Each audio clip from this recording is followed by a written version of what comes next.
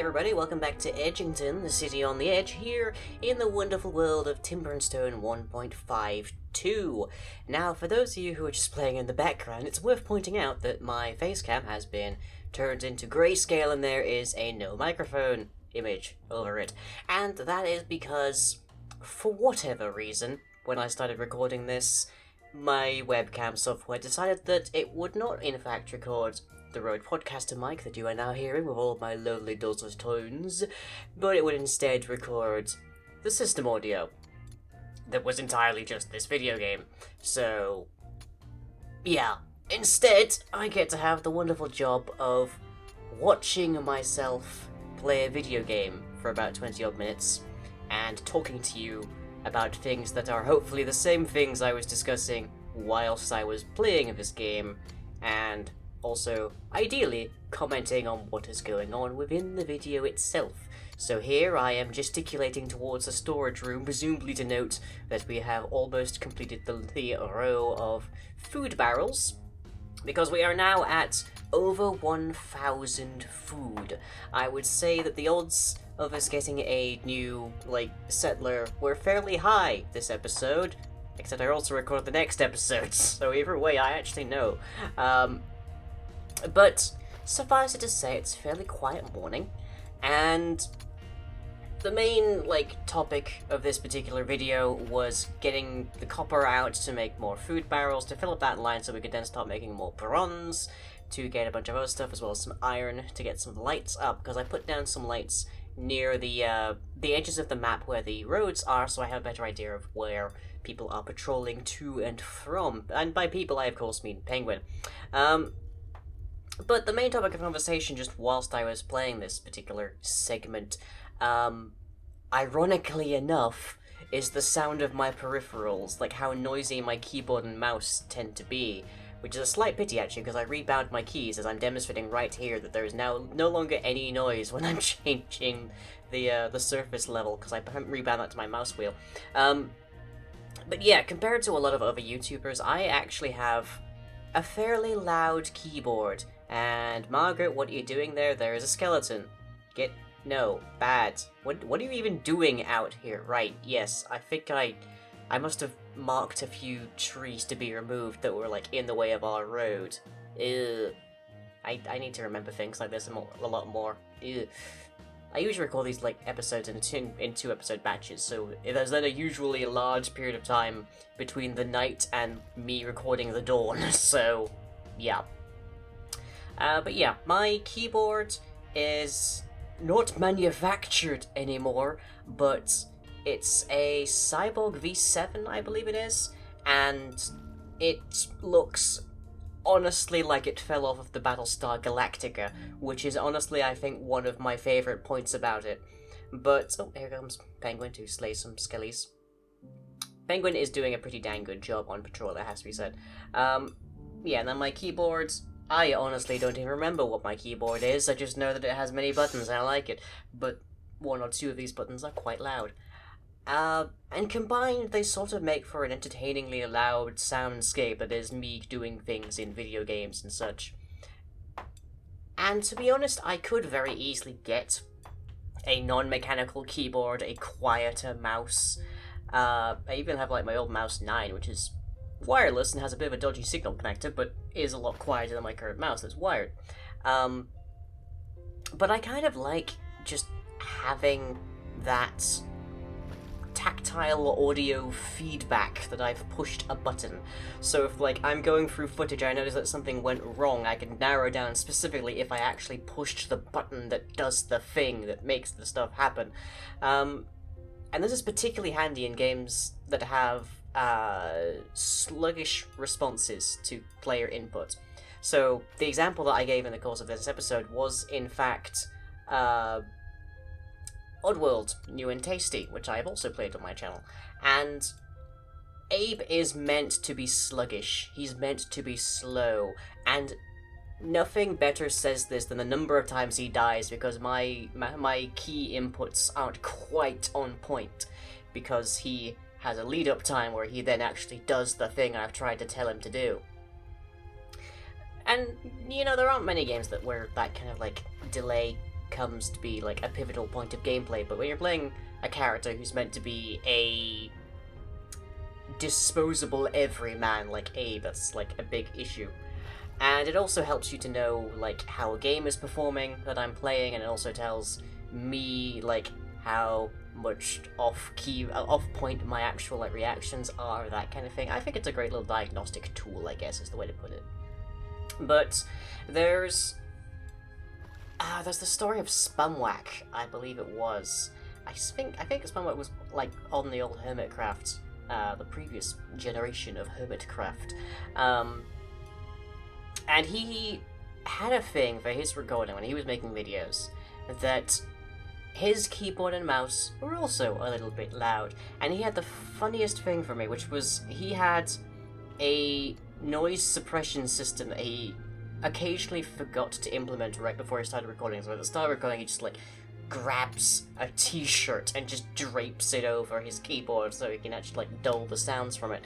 And he kept that up for I don't know how long.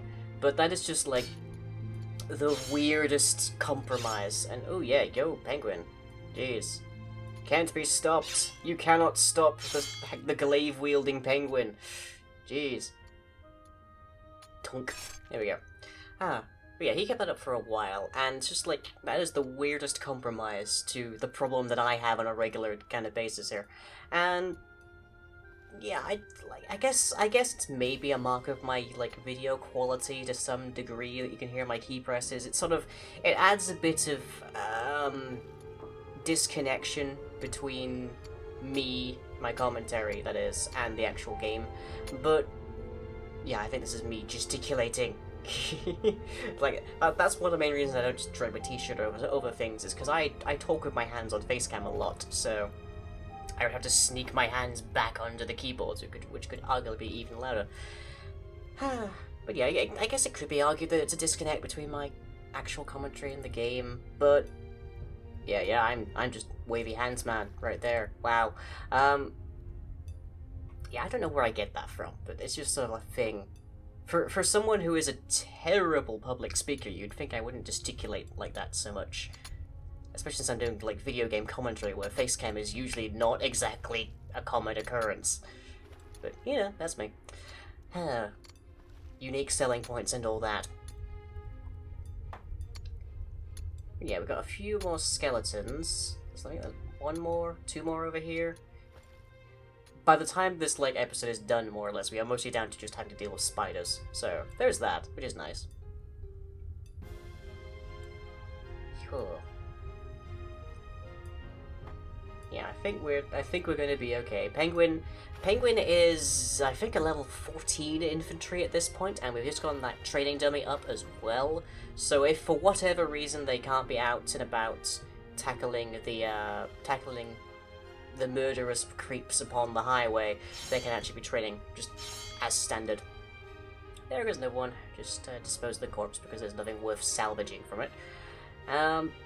So yeah, I'm between the fact that Penguin is wielding an item that allows them to attack from greater than standard melee range, and also the fact that Penguin is fully kitted out and a fairly decent level, I am not really the least bit concerned.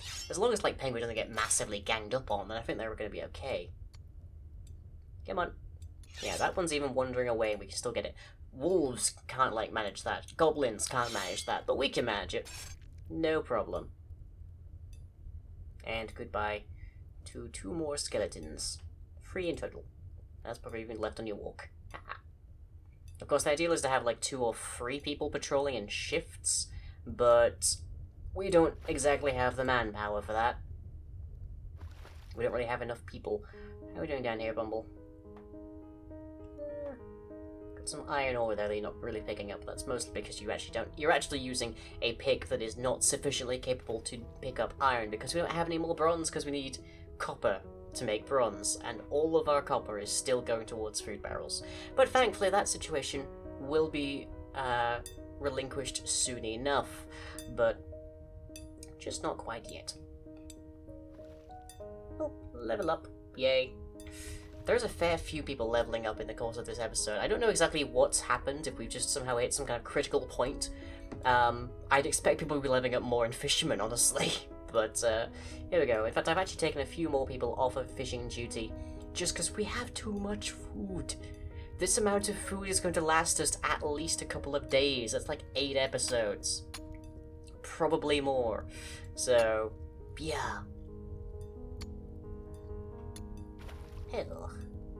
Yes, meanwhile, as Edgington enjoys its perpetual sunny kind of daylight, I am utterly sweltering in my office right now, because there's a bit of a heat wave going through England at the moment, and my office technically has a window, but even if I hadn't blocked it up with insulation for soundproofing, it opens directly onto a main street, which is a really bad idea, and I don't know why the guy who built this house decided that was wise. But then beyond that, there is like a closed door so I can regain my full like soundproofing, and also I can't have a fan or like air conditioning running. Most places in England don't even have air conditioning because it would interfere with my sound that you're hearing right now. So basically I sit here and just get increasingly melty. So for the moment I've just got myself a nice cool glass of pineapple juice with some ice cubes in it, and that's the extent of my cooling system right now. I do like pineapple juice though. But then again, I'm a guy that likes Hawaiian. Apparently that's strange across the pond. Many things are, it would seem. But hey, the pond across the pond is quite strange to us in England as well. But I think I've spent enough episodes of Edgington recently discussing politics, so yeah, I'll drop that subject for the moment. Let me see. Our food is ridiculous. Our weight is good. Our arrows are fine. And our lumber is okay. I think that we're pretty stable right now. Obviously, there's a few spiders roaming around, so I'm slightly worried we might encounter a matriarch.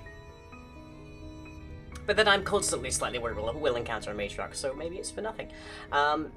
Do need to get more structure, I think. I mean, we've got people sleeping out in the open on beds right now, and yes, it's me talking with my hands, which is what the weird hand symbol, hand like gestures are there. But yeah, we need to get people some houses. We need to get dedicated workstations. We can't just have everybody in the main hall all the time. Well, we can, it's not like the most efficient.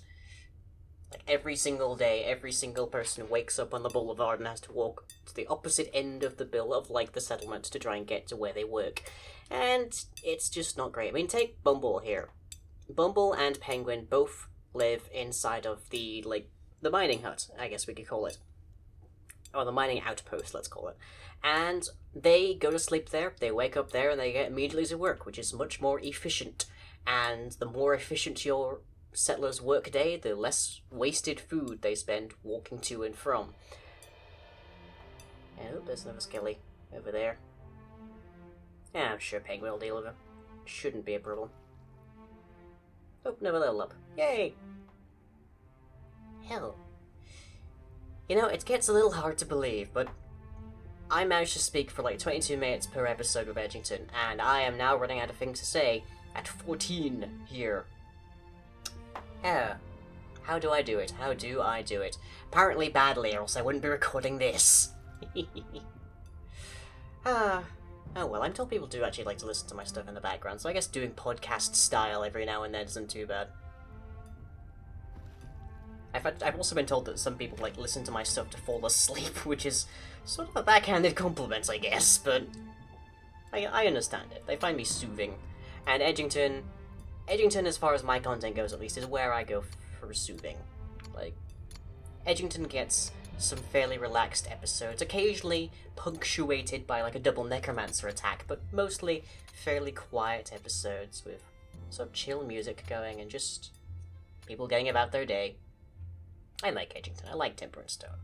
Like, it's not being developed anymore. This is not the most up-to-date version, but I like this game. And yeah, no, I kind of like it. I kind of like playing games that I enjoy on my channel that I make a living from. If you're gonna be self-employed, you might as well be self-employed doing something you like. So yeah.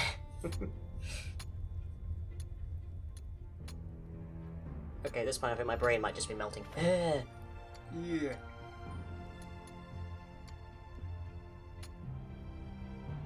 Okay, who've got going back here? Is that... Hello. Oh, this is a new settler. Oh, right. I thought, like, Samantha wandered off, but no, she's right there. So, who do we have here? I know, of course. You don't yet. So give them a few seconds to, like, hand in the paperwork, and... So, hello there. Catherine Metcalf. A very English name, actually. Very, very English name, in fact. Now, I believe we turn you into... Oh, there's two names, but one of them turns up in the next episode. So I'm trying to remember what order they arrived in. I think we turned this one into an infantry? Give me a moment on camera to actually, like, do this, and I'll remember a lot clearer. So you became... There we go, Paper Craftian. Aha! So yes, Paper Craftian is our new second infantry. Here we go. Our new second infantry, who will be training up and patrolling the roads with Penguin to keep things a bit more safe. And that's good, because we kind of left a corpse on the road. So, yeah. Anyways. You'll get context for that one, no worries. But yeah, the only slight problem is that Paper Crafting is a lot lower level than Penguin, and also we don't quite have, like, the equipment, as you can see here, to give them. Because if you're patrolling the roads, you get full equipment, and you get a glaive, you get a halberd, a ranged, like, polearm weapon, because then you don't have to right next to someone to just start wailing on them, which is very handy, because when you're up next to someone, they can wail on you as well.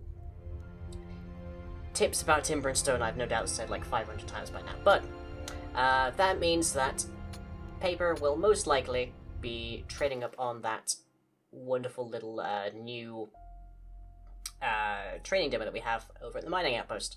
And ooh, you're set to go straight on at that skeleton. That is bad strategy. You want to be going at a slight angle. There we go. Fix that up. Because there's a Corridor Digital video by the name of Clock Blockers. Obvious pun title, I know, but the mechanic that they have in there is that you have a unit that goes in a set routine until that routine is interrupted by an external force, at which point they can do whatever they like. And that is basically how units function here in Timber and Stone.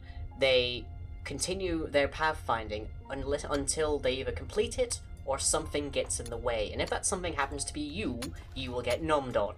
So never attack a unit head-on in Timber and Stone. Always go to the side.